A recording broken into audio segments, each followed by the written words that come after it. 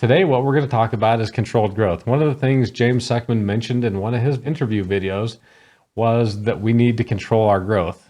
Full disclosure, well, I won't get into that just yet. First, I'll ask you to make sure you subscribe to the channel if you haven't already, and hit that notification bell. If you like what you're seeing, drop us a comment. Let us know you like what you're seeing. If you have something that you would like covered on a future episode as a successful contractor, drop us a comment down below and we'll try and get to it.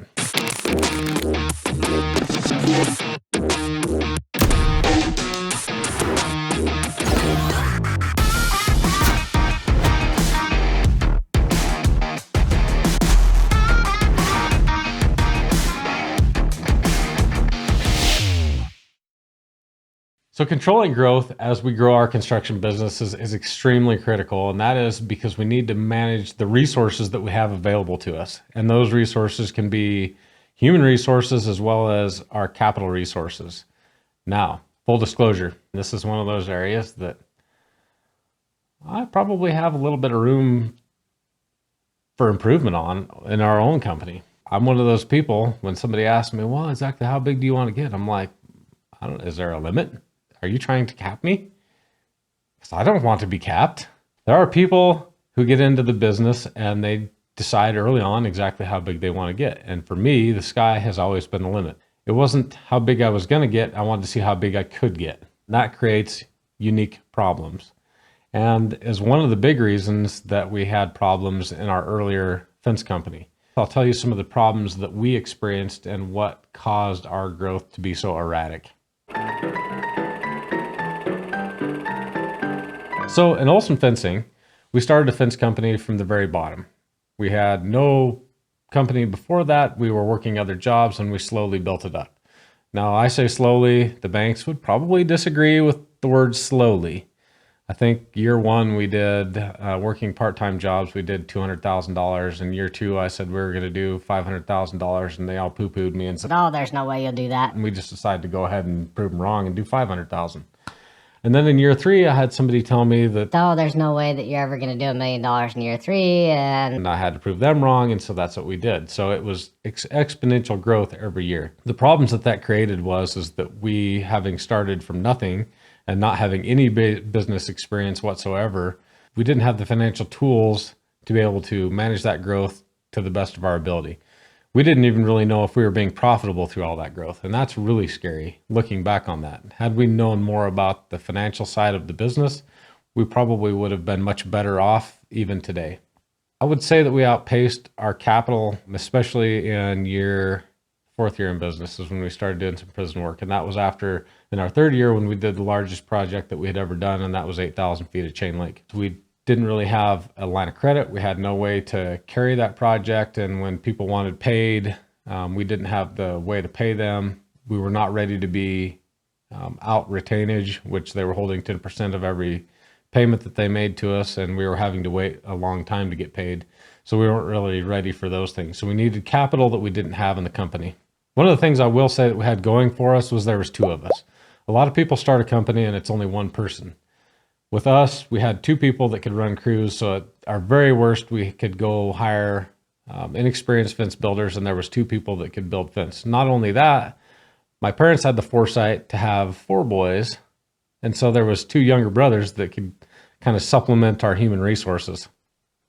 So that's one place where a big family is always a nice thing. We were definitely outpacing our ability to manage human resources as we brought on more people. So there was that challenge, and our talents. I mean, we just didn't have the talents to do that. But capital resource management and the lack of capital was one of the biggest problems that we had. So as Olson Fencing, one of the things we constantly heard when we went into the banks is you're growing really, really fast. That scares us a little bit. And we're like, I thought growth is what you wanted. I mean, you talk about software companies and things like that, and what they want is they want to see that J curve. They want to see that exponential growth. But in standard businesses, they don't want to see that if you don't have the capital. And that's why a lot of those software companies are constantly searching for more money, is because they're outpacing their capital as well. Their burn rate's just huge. And because nobody really finds it sexy to invest in construction companies, you're probably not going to have a huge team of venture capitalists on Sand Hill Road that want to invest in your company to help you keep going and growing. So, and if you don't have that,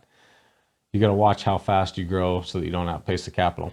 One of the things that can make it really hard to structure your growth is when you have very cyclical things, such as working seasonal stuff like landscapers are very seasonal. Us in the fence industry are very seasonal, especially out here in the Rockies.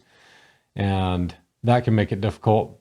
The other thing we can have is we can have commercial projects that we bid a year or two in advance, never really knowing when they're going to take place, bid several of those so that we can keep our schedule full, and then find out that they all happen at once. And so then we have to hire more people at the last minute to try and get all the projects done, have more capital needs to fund all the projects and all the payroll and everything that's associated with running multiple projects at the same time. And that can make it very difficult to structure that growth. Over the years, we've gotten pretty good at it. And now I think that we're on a pretty sustainable growth track. Now, fast forward to restarting as SWI. And one of the things we fought is, unlike Olson Fencing, when we started that, the phone wasn't ringing. When we started SWI, the phone was ringing from day one.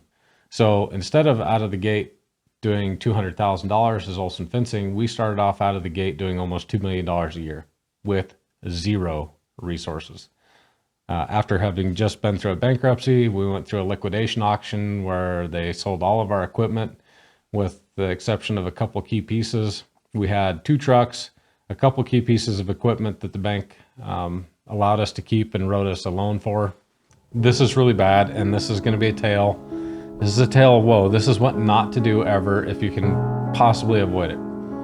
So in order to fill those gaps, what we ended up doing was going to people that I call payday lenders for businesses. And this is your people that are constantly sending you invitations because there's no credit check needed, and they'll give you all kinds of money, $250,000 line of credit tomorrow. And so we ended up getting involved with some of those companies to fulfill our capital need. And somehow, despite the onerous interest fees that those people charged, made money. The way those people end up getting repaid is through basically ACH transfers out of your account into theirs, and that's sometimes on a daily, weekly, or even a monthly basis, but most of them are daily or weekly. And those fees can be extremely high. Through the early years, those are the only people that would fund our company. And so that's how we got started again, was using the payday lenders for businesses. There was another thing that we used at one point in time called factoring. They're the people that'll say, oh, well, we'll buy your invoices from you and then we'll pay you 80% of the face value of the invoice. So if somebody owes you $100,000, they'll advance you 80 and then advance you maybe the remainder of it when that invoice finally pays. Those guys are very sharky, very, very sharky. So you no longer own your receivables. You don't get to collect any of your checks. All the checks go directly to them. And then they send you any money that's left over. That's basically how we got started again. And all that was because we just didn't have the capital we needed. We outpaced our capital. And, like I say, day one, you start off doing $2 million. It gets very difficult to try and fund all that. Finally was able to get back into a good bank and get a good banking relationship. But that took us 5 years. 5 years. So it was a rough 5 years. Not an overnight success. There was a lot of times, and even starting over again, that I thought maybe it was time to give up. Luckily, I fought through that just as hard as I fought through the other thing, and we finally made it out on the backside, and it all worked out all right. But those are kind of our growing pains as we grew. 2 different types of growth, both of which are not easy. As James mentioned, the best way is to have plenty of capital up front so that you aren't searching for capital in the wrong places, especially with the loan shark people. That is where, if you're in that particular situation, it's definitely better to stay in the residential. Just be really cautious that you never outpace your capital, because what happens in those cases is what I've seen a lot of other people. We had a company down by our Cheyenne location that went out of business. They had sold too much work too cheap and ended up owing a lot of people money because they had collected deposits and couldn't get the fences installed. So you don't want to be that company and ruin your good name because you outpaced your capital, and now you've taken all these deposits from these poor people and basically stolen their money because you knew you could never get their jobs done. So in the residential side, that's what ends up happening. In the commercial side, even when we went bankrupt, we were able to finish every single project and worked with our general contractors to get those done because they were very generous to us, and we'd had good working relationships over several years. Without those relationships, it would have been a much bigger disaster than it was. So stay small, stay in the residential sector where cash flow is not as big a deal until you build a cash reserve. And once you build the cash reserve, then you can grow and potentially even grow into the commercial sector if that's really what you want to do. But make sure you have plenty of capital available to do that. Sometimes you can multiply that by having $100,000 available in cash. Sometimes the bank will also write you a line of credit, which makes even more capital available to you should you need it on down the road. So, or better yet, if you can just build cash. But in all the companies I've started, I have never figured out how to do that just yet. That or I'm just too impatient. It's probably the latter. I'm going to go with the latter. So hopefully that helps you out if you don't know how to control your growth. I don't know that I know how to control growth either, but I can tell you the things that lay ahead if you don't control it the correct way. So avoid some of those pitfalls. Don't outpace your capital or your human resources. And until next time, you have a good dang day. Stop. Am I recording? Yes, you're on. Oh, geez, I didn't even know we were recording. Well...